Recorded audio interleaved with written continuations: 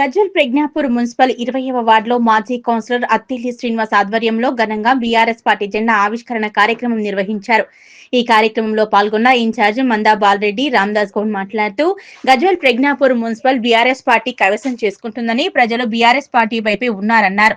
అనంతరం అత్తిలి శ్రీనివాస్ మాట్లాడుతూ వార్డు విభజనలో భాగంగా 12వ వార్డు 20వ వార్డు కలిశాయని, ఈసారి 20 వార్డు కౌన్సిలర్ అభ్యర్థిగా మీ ముందుకు వస్తున్నానని ప్రజలు ఆశీర్వదించాలని కోరారు.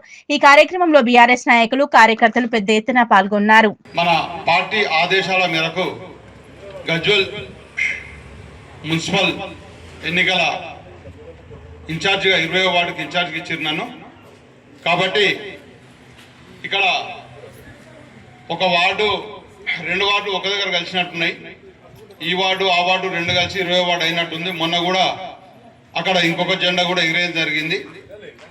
కాబట్టి అందరు ఆ వార్డు కానీ ఈ వార్డు కానీ ఎంతమంది ఉన్నా అందరూ కలిసికట్టుగా పనిచేయాలి. ఎందుకంటే పార్టీకి పనిచేయడానికి వచ్చినాం మేము, ఎవరో వ్యక్తికి పనిచేస్తాం రాలేదు. ఎవరు చెప్పినా ఏది చెప్పినా పార్టీకే పనిచేస్తాం.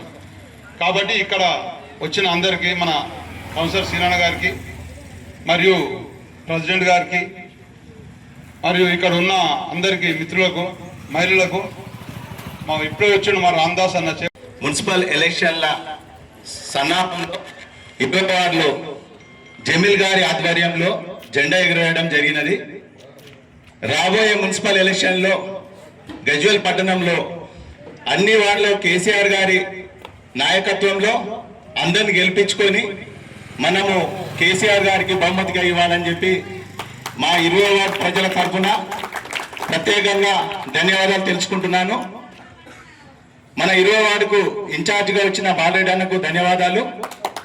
అదేవిధంగా 20వ వార్డు సభ్యులకు పేరు పేరున నమస్కారం.